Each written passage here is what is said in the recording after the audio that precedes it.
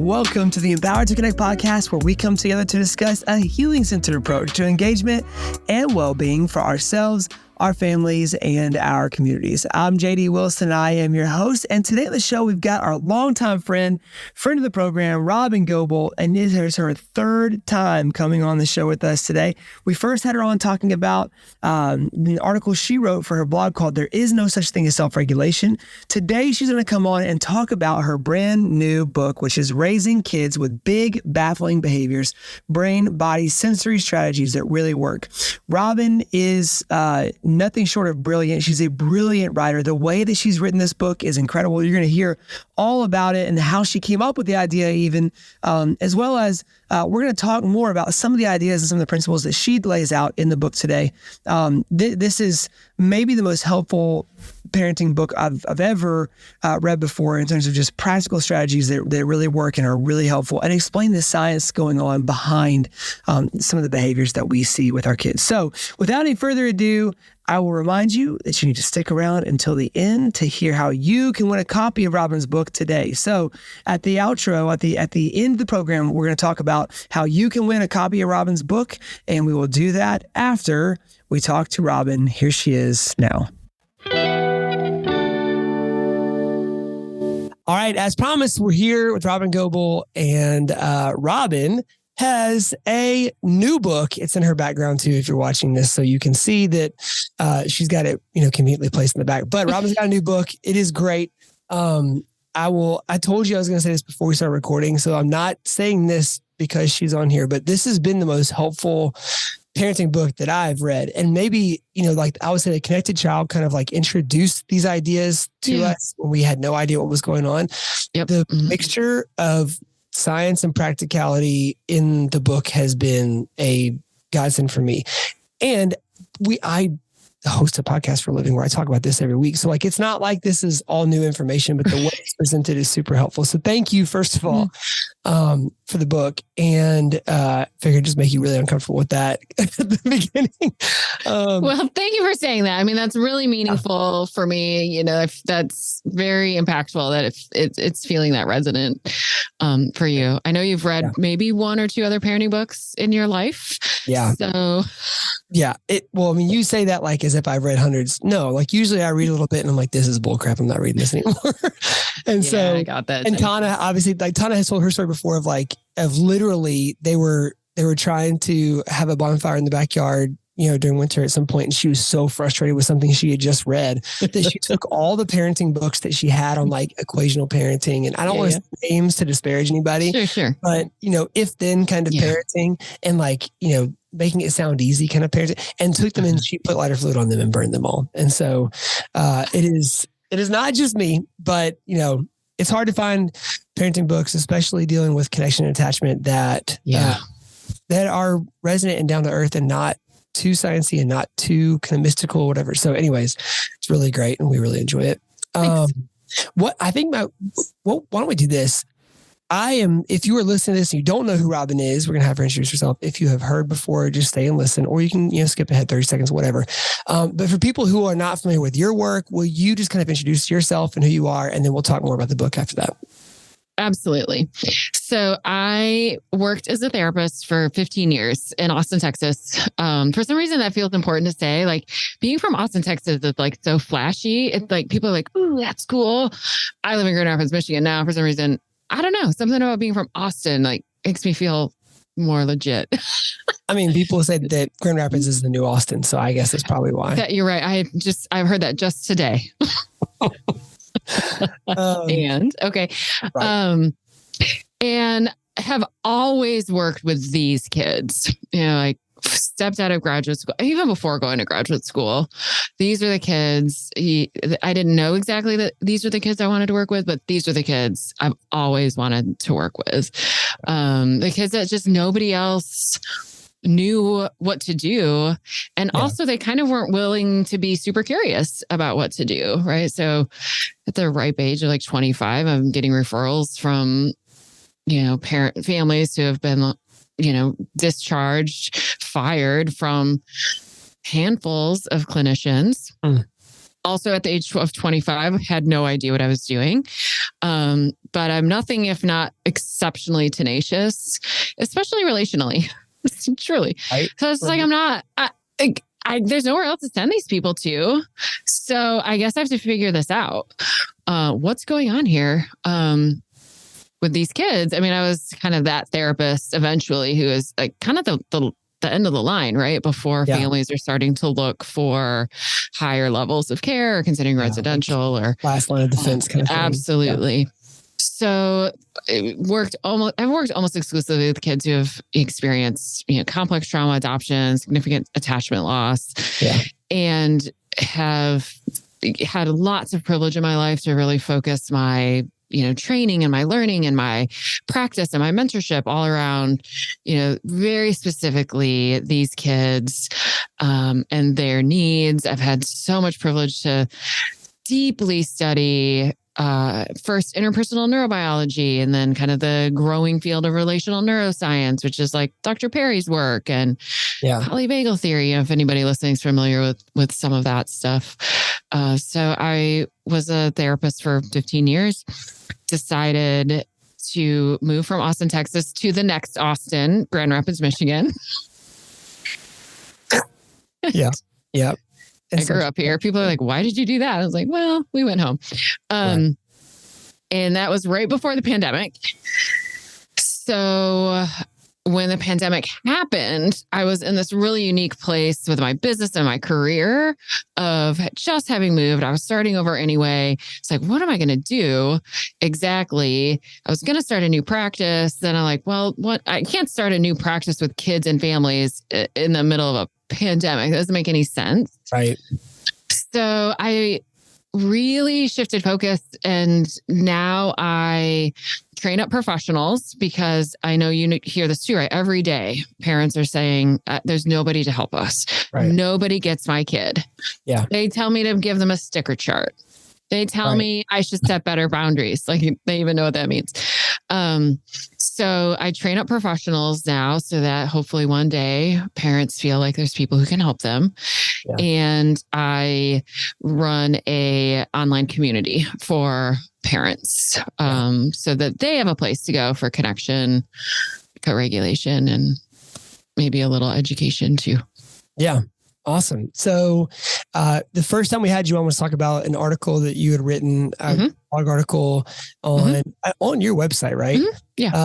And it was entitled, "There is no such thing as self-regulation." I'm going to link it in the show notes so you can go back and listen if you want. It is fascinating. It was also one of the things that for me, I think was an introduction into the idea of self-regulation. It really has been poorly marketed, right? Like it is, self-regulation is the finished product of co-regulation with another healthy figure, hopefully an adult, as you're growing up. Right. And so that was something that when we had you on the first time and we were all like, kind of sit there like, oh, like this is our people. Robyn's our people. Yeah.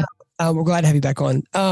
Why? I mean, I know we joked earlier about like all the parenting books that exist. Like there, I mean, I think literally hundreds of thousands. If you search on Amazon, you can find any number of them on every topic, whatever. So why did that feel like the next right move for you to write that? Great question. I have no idea. I'm just kidding. I mean, some of it's timing. Again, we're in the middle of a pandemic. I wouldn't say free time, but my life was just a little different than usual as far as like what I had been doing before. Writing a book has been, I mean, really, truly when I was 16, I wrote a paper in creative writing, and on it was, that I wanted to write. Part of the paper was about the fact that I wanted to write a book. I've been a writer. I've wanted to write. I really love writing. I like connecting with people that way. It's always felt like something I'd probably do eventually. It felt a little bit outside of my skill set. I don't have a very organized brain. And people, when they read books, they like them to be organized. I mean, look, I will refute that and say somebody has helped you organize, because this is the most organized table of contents on earth. That is, somebody help me. And so I realized one day, like, oh, someone can help me with this. But why I kind of did it when I did it was actually, I've never heard the story about Tona before, but I never wanted to create something that somebody just wanted to throw in their bonfire. Yeah. Right. And literally and figuratively, like I never wanted to waste anybody's time. And then that's like the least of it, right? Like when you read a parenting book and it's not helpful, there's always these feelings of either something like, I must be terrible at this. Like I am such a failure as a parent that even this expert can't help me. Right. Or like there's something so completely wrong with my child that even this book can't help me. Not to mention just the wasted time and the wasted hope and all those kinds of things. And so I didn't want to do that. And that was really important to me. That was like, if I'm going to spend time writing a book and if I'm going to create something that people are going to spend time reading, how is it going to be different? How is it going to be impactful in a way that it could actually be useful? The truth is that I've got a cute, fun little metaphor and that's really fun and that's unique about me. But I'm a curator of information. I'm not a theorist. I'm not a researcher. I've taken other people's stuff and I've put it together in a way. And I guess people say I have a knack for like explaining super complex things and in useful kinds of ways. Yeah. But the truth is I'm not talking about anything new. Right. Sure. And so I wanted to make sure if I was going to put something new into the world, that it didn't waste anybody's time. Right. So I really thought hard about that and hard about like, why are people throwing books in bonfires, which I didn't know until just 5 minutes ago. But, and why are people reading great information and it not mattering to them? And I thought about that and I used my like relational neuroscience brain and what I understand about like learning theory and also how information shifts from something you learn to something you can actually do. Yeah. Yeah. And then I thought about like, and how did the parents in my office make that shift? Right. Like I helped all these parents in my office take in information and it mattered to them. They could use it. How did they do that? Is there any way I could do that in a book? Because then it can reach wildly more people, right? Right. So I wrote the book in a pretty unique way. I'm not sure if there's been another like nonfiction book written in this way. If there is, I'd love to hear about it. But I did two things. I took a character and create like every chapter then starts with this fictional story of a parent who comes for parent coaching. And so the reader really gets to see this in action, like how I really teach parents. But even more than that, I wanted to write it in first person so that the reader could hear my thoughts. Yeah. Because there's two reasons people can take in information and then use it, integrate it, and implement it. And one is that they internalize it. That their brain changes, a neural network is made of that information. And I knew that would be done if they felt like they were actually in relationship with me. Yeah. Yeah. So that was one thing. And then I also wanted to give them kind of this like the reader, like this third person ability to hear my authentic love for this character. Yeah. Because that's the other reason the brain changes is when it's held inside this like compassionate, resonant relationship. People can get the information anywhere. You can do a Google search and get the information. Right. And so I was like, that's what happens in the office. Can I do that in a book? I think it's incredible. Like, well, I don't think you just tried. I mean, I think it's an incredible approach, but also like I think people learn through stories, right? They learn through metaphors. They learn through like being able to see science applied is how you learn science, in my opinion. Oh yeah. Just seeing theory written out or equations or whatever. And so I think so we don't want to do the deal where we say, well, tell us about it. And you just give us the overview of the entire book and then people feel like they don't need to read it. You can't do that anyways, because like you said, like there's a lot of narrative in there and all that. One thing that was really helpful for me in particular, the book is broken up into sections. And so section 3 is why knowing isn't even half the battle. Will you tell us like, why was this the third section? And then after, well, yes, first, why is knowing not even half the battle? Because if it wasn't, nobody would need to read another book. Right. Like, why would anybody even pick it up?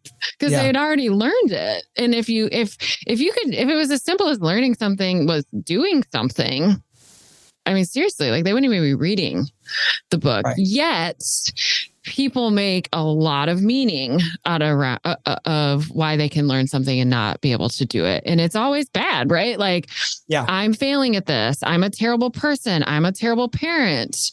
My kid is terrible. Like my kid is so broken, they can't even be fixed. Like we make all these meaning around why we can't do the things we've been taught. And there's just no learning that happens. There's no change that happens in the brain if it happens in a state of shame. None. Yeah. So we have to help people be able to be with themselves in a place of compassion. So tell us then, in light of that, about the owl brain. Mm-hmm. Yeah. So the owl brain. So I have an owl and a watchdog and a possum. Mm-hmm. And the owl brain is certainly the like wise thinking cognitive part of the brain people often think about when they think about the owl brain. But the owl brain is also the part of the brain in the nervous system that's feeling safe and connected and compassionate and curious. And it's really a state. It's a neurobiological state of safety and connection and openness and again, and curiosity.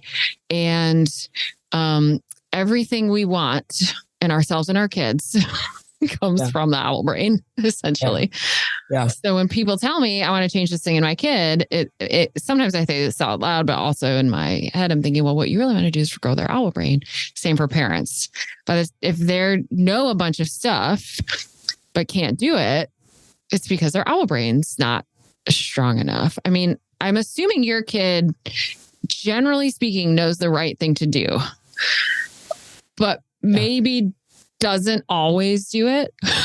Sure. Well, other people's kids, mine always do, but like other people's fair. Kids. Yeah. So totally fair. And I mean, that's such a parents. I was like, does your kid really do not the quote unquote right thing because they don't know what the right thing is? And almost always are like, well, no, like rarely, if ever, right? Right. Yeah. Well, exactly. Same with us. Yeah. So how do we grow that? I mean, that's one thing that I think is the next immediate question, right? Is you see that and you're like, yes, I want that. I want that there in my kid. Like I want that to be, that's like you said, like that is kind of the goal of parenting, the goal of self-care too, is like, I want that there for myself. So how do we, for our kids, like what are some ways that you've seen we can help to grow that and foster that type of healthy thinking for them? Well, broadly speaking, we grow the owl brain with co-regulation, connection, and felt safety. And that's really it. Like we grow that part. The owl brain is a metaphor for the ventral vagal side of our autonomic nervous system and an integrated middle prefrontal cortex when we think about brain development. Yeah. And we strengthen those parts of our brain and our nervous system through regulation, connection, and felt safety. So then we can break down, so when I'm working with a family, for example, I'm looking at what is this family struggle? What's the parent struggle? What's the kid's struggle? All those things always occur together in some way, shape, or form. But some families do struggle more with, their regulatory circuits, or knowing how to respond to challenging behavior with co-regulation, right? Some families really need support with connecting, either with each other or themselves. Yeah. Some families really need a lot of help, like just doing the detective work around where could we increase the felt safety that your kid is experiencing. So, yeah. Well, okay. Along those lines too, I think one of the things that has been a conversation for us in the office a lot, we've been getting tons of requests online. I would imagine that you have been too, around current events. So if you're listening to this in real time, there are multiple pretty big wars happening around the world. Coverage is not in short supply, right? And our kids, be it access through social media or just seeing the news on, like Elizabeth and I, my wife, we are very, very old on Sunday mornings. We like watching CBS Sunday Morning. That's our favorite show. CBS Sunday Morning goes off pretty abruptly. There's a nature scene. Everyone's regulated. It's amazing. We're looking at, trout swimming in the Great Smoky Mountains, and there's birds calling. And the next thing you know, it's like President Biden wants to kill America. And it's like, go straight into politics and the most horrifying news and images that you can see from around the world. So no matter how that's coming in some way, shape, or form, our kids are being bombarded with information that, for lack of a simpler term, it's just not fair for them to have so much on them right now. Yeah. Do you think, are there some ways that you're seeing or that you're hearing families have success right now in the midst of so much chaos, not being dismissive of those things, but being able to create some felt safety in the middle of a lot of unsurety right now? I would kind of look at this in like two different ways. One, specifically to what you're talking about. One is, okay, so there's floodings of cues of danger. Like, we're going to talk about felt safety when we actually just consuming media and the way media is created in 2023 is kind of bombarding us with cues of danger anyway, even if the information itself isn't scary or dangerous, simply because of the intensity of which we're receiving information, like the fastness of it, how fast our brain is being asked to process information, how quickly it's shifting colors, sounds, like media, and the amount of data we're all processing every single day is astronomical compared to, decades ago. Right. Even if it was all good information, it actually still would be what our nervous systems would interpret as a cue of danger because of the amount of information that we're getting. Yeah. And then, of course, the images are scary. They really lack a lot of context. Kids with vulnerabilities in their nervous system, they don't have very strong owl brains. And so it's hard for them to separate there and here and then and now and real and not real. And not that none of those things are not real, but just like real, which is what's happening in my house and my neighborhood versus something that is terrible happening on the other side of the world, but isn't happening in my home and neighborhood. Right. And so all those things get really complicated.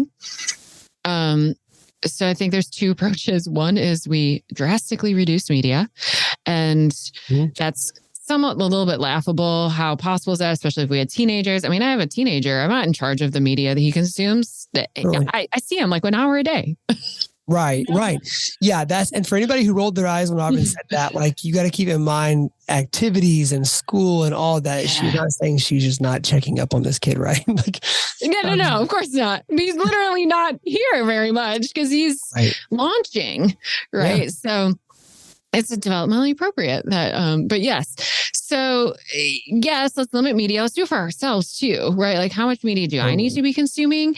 And it's very privileged to decide I'm not going to, consume a lot of scary media. These are people's lives, right? That are being destroyed. So I recognize the privilege of being able to say, like, no, I'm not going to consume that. Mm-hmm. Also, my life is about providing felt safety for people. And so if I'm going to do that, I have to be like just really aware of what I consume. And so, okay, so number one, media consumption, can we decrease any of it? And the second one is, how are we increasing our authentic conversations about it?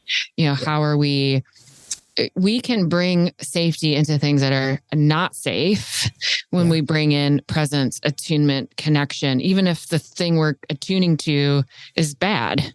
Right. We're still bringing in attunement, connection, felt safety, regulation by having the open conversations, by talking about it. What is this like? How is this? Do we need to turn it off? Yeah. That kind of stuff. Yeah. I think about that when I was kind of growing up in my childhood, there was some Cold War coverage. There's some Desert Storm coverage. There was no internet. Right. It was not covered in the same way that things are covered now, where like at any one single moment, if you want, you can watch a GoPro of somebody who's on the front lines, like a live feed of it, or you can watch whatever partisan broadcast you want. And you're not guaranteed to know if things are being checked, fact checked, any of that. So it's a dangerous time to consume that stuff. And so the need for those conversations, I think you're dead right, like is so much higher, which I don't like, because sometimes those conversations are super complex and difficult to have and can ruin a perfectly good night, right? It can totally ruin a perfectly good night. Smart media consumption is certainly something our kids need to be educated in, when that you and I weren't. Like, I assume you and I are about the same age. Yeah. You know, I can remember like the TVs being pulled into the classroom as we're watching like OJ drive down the freeway. Right. Like that was the media that is so totally different. Like right now you turn on the internet and you can see horrifying things happen with no either. People, like things you're like, that are consuming imagery is traumatic. Yeah. And so as much as we can, like safeguarding our kids from that. Yeah. And then what we would do after any traumatic experience, to talk to our kids about what they experienced, what they saw, things like that. All right. So this section talking about when being honest is dangerous, it is, possibly, Robyn, if I'm calling you out, a little bit misleading in the way that it's worded, but why don't you talk about this story I thought was great in the book? So when my kid was probably about 8 or 9, he, like all kids, decided he loved a certain kind of food. It was a granola bar. And I, like all not very smart parents, went to Costco and bought 9 million of it. Right. Biggest box possible. Exactly. Right. He also went to a school. Sometimes I'm embarrassed I even consented to this. He went to a school that had very rigid food rules. Yeah. Food rules. There was this ridiculous list of what we were allowed and not allowed to send to school. And then my son also had a very limited things he would eat. And making those two things match was tricky. Mm-hmm. So when he says, Mom, I like this granola bar, I'm like, yes, thank gosh. It meets the food rules. Because, all the things. Right. So that is a relevant piece of the story, because I was so, thank goodness, finally. Right. And then after one day, it's obvious where this story is going. After one day or two, maybe, I don't know. We're packing lunches. I'm getting the granola bar out of the pantry, and he's like, Mom. And I'm like, what? I knew it was coming. I don't like those granola bars after all. And I'm so sorry. I wrote this in the book, so I'm sorry, dear readers or listeners, to have to hear this, but I chucked that granola bar at my kid hard. My owl brain flew away. Got the talons out and went forward, actually. Oh, yeah. So number one, I always like to be really clear when I tell this story. That was totally not cool. Sure, right. You should not throw things at your kids. Right. And I was able to repair that instantly, thankfully.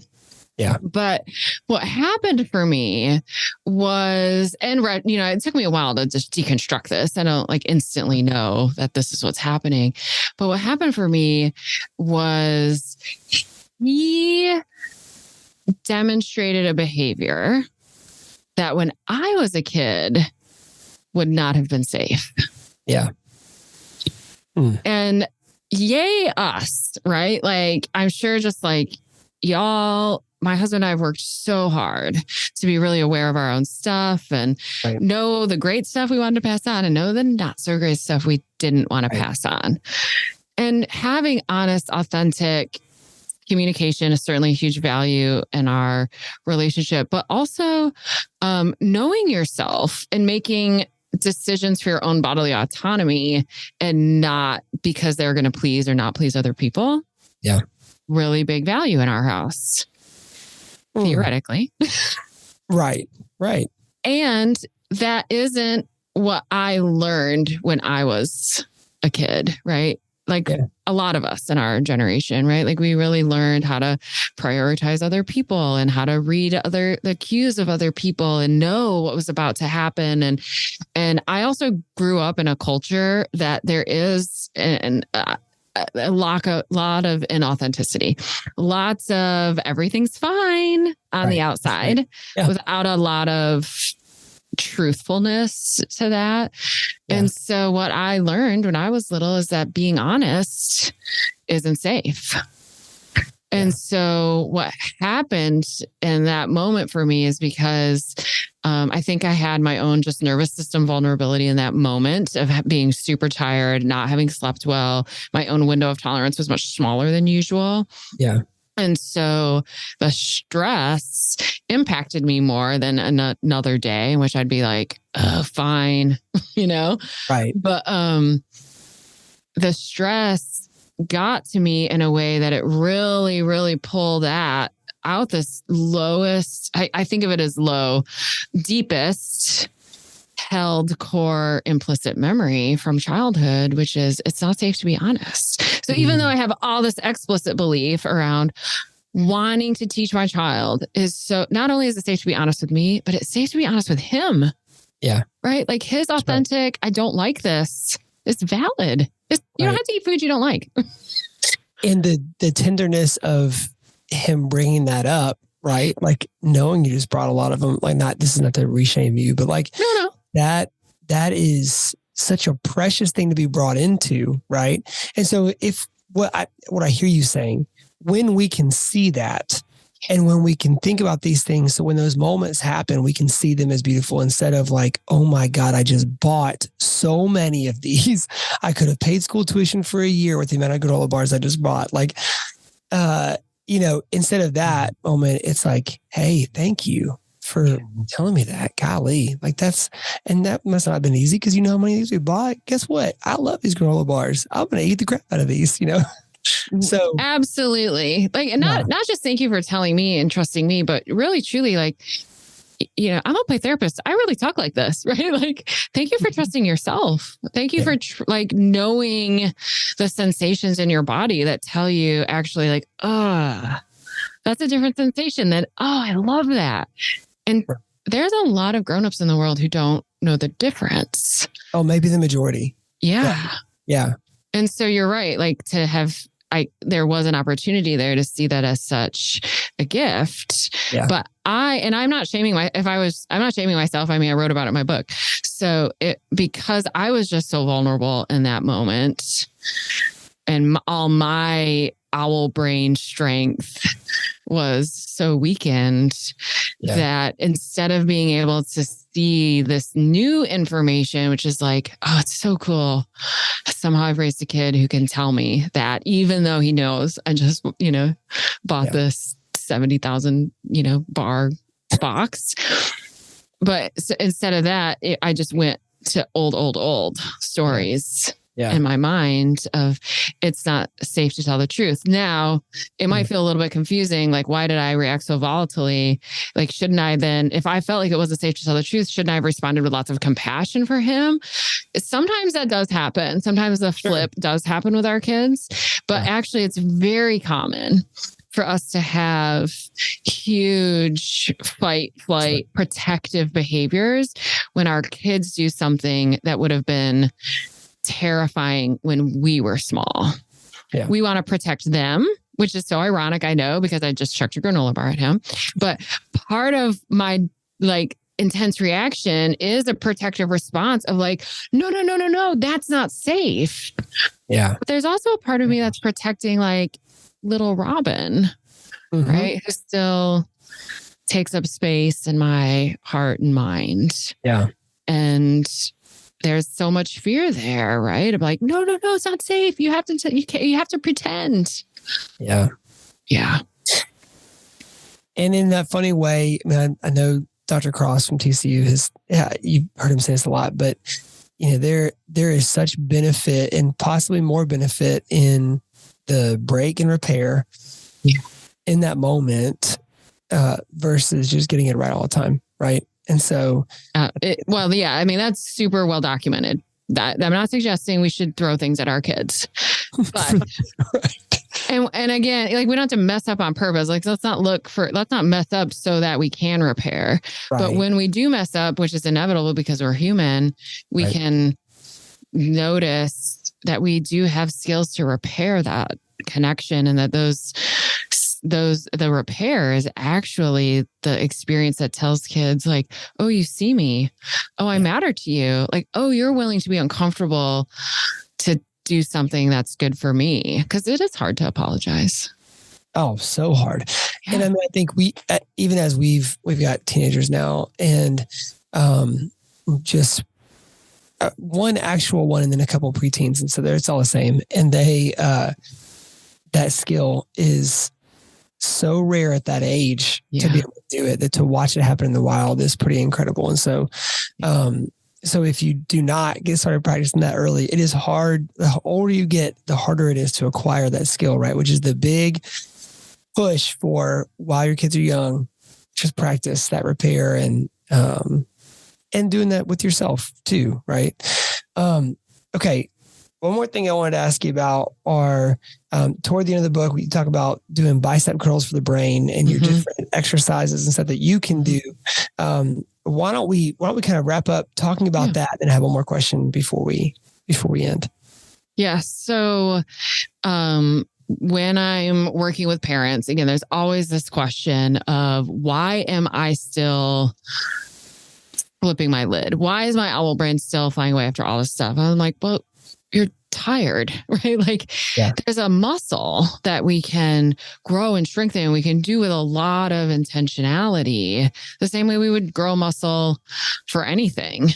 And we have to find the sweet spot of that growth, which is, I think, the idea of bicep curls or some sort of exercise is a really great metaphor, because if I just did 1-2 pound bicep curl every day for the rest of my life, nothing would change. I wouldn't grow stronger.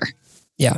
But if I was like, oh, I'm going to get strong, and I went and bought like 50-pound free weights and then was like, I'm going to do 30 in a row, I would hurt myself. I wouldn't, well, first of all, I wouldn't be able to. So, and then if I tried, I'd hurt myself. So there's this sweet spot of practicing something that's slightly hard.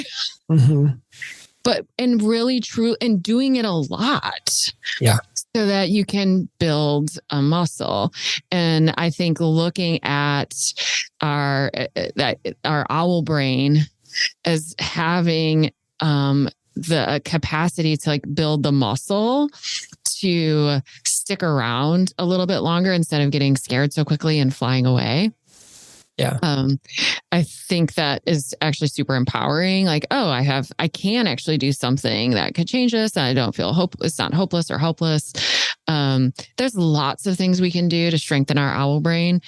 In the book, I talk about 4 very specific ones. Connection for ourselves, like as adults, where are we getting our connection needs met from other people, but also from ourselves? Noticing the good. There's a lot of research that shows that the like very stressed out brain only notices things that are bad. Yeah. And we can be really deliberate to help notice the things that are not bad. And that is extremely important for helping our brain shift out of that negative mode. So connection, noticing the good, play, and self-compassion. And I picked those 4. I mean, those are not the only 4. I just had this conversation with somebody. I was like, whoa. No. There's lots of ways to grow your owl brain. Those aren't the only 4. Right. Promise. Right. But I picked those 4 because I actually find them to be the most like kind of getting the most bang for your buck. Yeah. And also the most accessible, right? We could take all of those and find ways to do them without spending money, without getting a babysitter. We can, even though there's a lot of sadness in the fact that maybe I can't leave my kids for an hour to go do something I really like to do, we can grieve that while also realizing I actually don't need an hour to do these things for it to be impactful. And in fact, the research is really clear. Doing them like in micro moments actually is better for us. And so I find that feels more empowering to people, like, oh, maybe I could do something, or this little tiny thing that I can do, maybe that actually can matter. And doing those things also in tandem with our kids and teaching them how to do it kind of compounds that effects for them, right? Like helping them grow, that brain accelerates ours, accelerates theirs, teaches them how to just stand on their own and be able to self-regulate one day. So it's the cycle is so important. I think one thing that I'd love to get your thoughts on as we finish is, again, kind of unique time in history to be parenting with the accessibility. We have this kind of Wild West where there's stuff happening all the time and it's very hard to figure out controlling it. You do tons of parent coaching, right?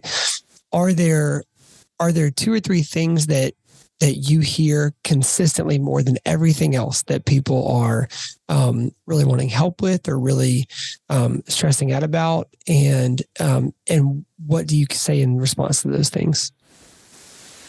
The first piece that came to mind is, and this does feel a little bit new, is people talking and using the word boundaries a lot. How do I set better boundaries?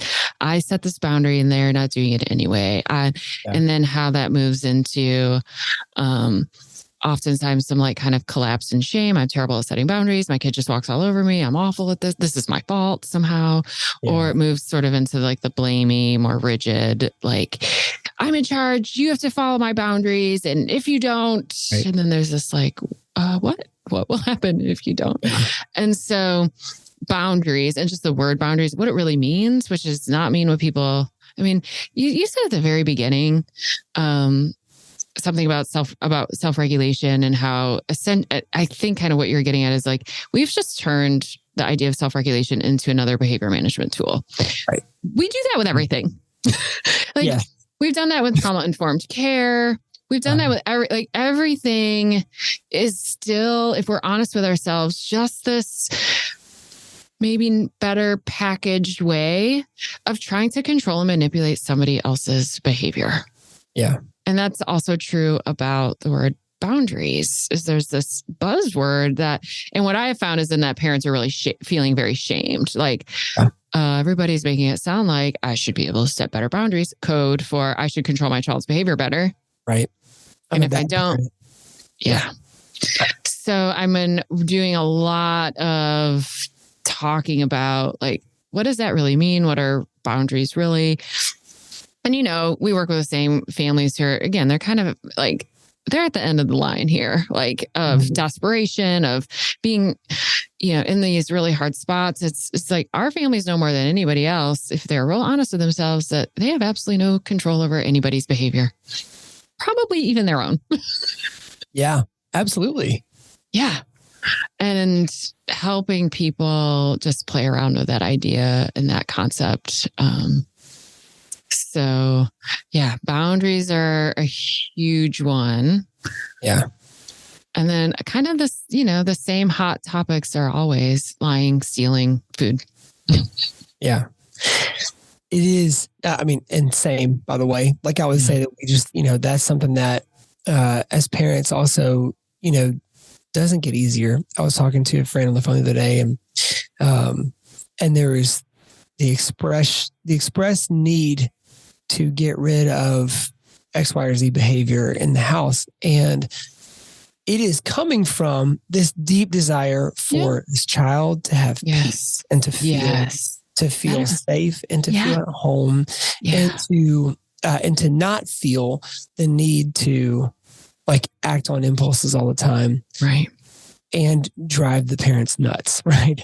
And so for the parents, there's this like, cortisol level that stays on 9 out of 10 because they're like, oh my God, wait, why are we having to fight these battles over and over again? I thought we should be past this. I thought whatever. And it was a great reminder for me, just remembering that, like, even as we're having that conversation, I'm recalling things that, I'm saying or doing at home that I'm having to go back and repair or undo or whatever.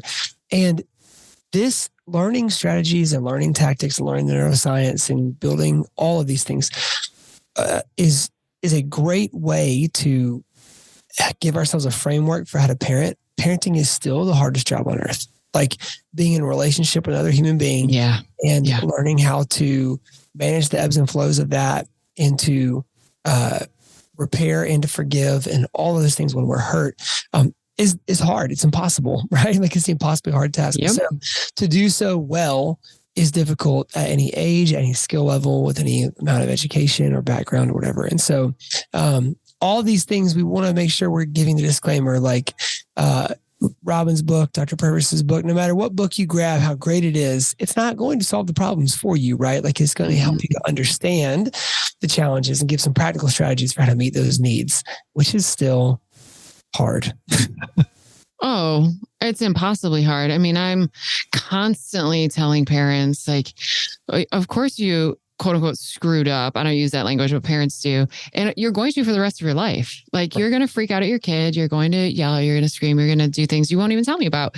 And that probably isn't going to change. That's not exactly my point. My point isn't to get all that to change. My point is, like, can we grow your owl brain, grow your child's owl brain so that there is some more connection, that maybe those things happen a little less often. And then the repair afterwards is easier. And also, that we get out of focusing on the actual behavior, right? That's like, I mean, you prefaced your last question with like, with everything that's going on in the world, it's like, well, the truth is that as the stress increases, that's increasing all sorts of behaviors, because as stress increases, all of our unique, challenging behaviors, I have them too. Yep.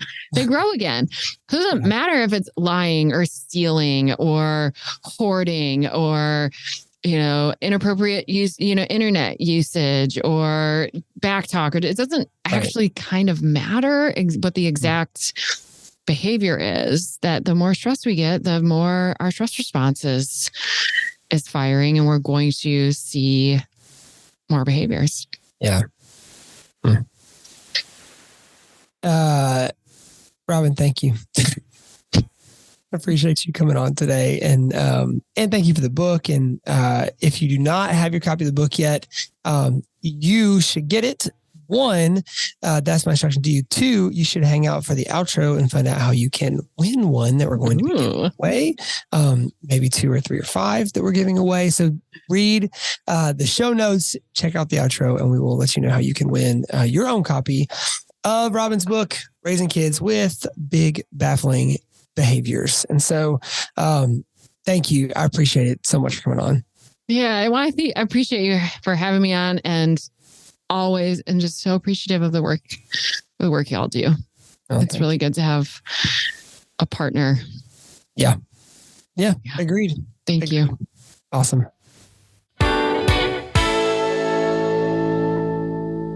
Well, again, just a huge thank you to Robyn.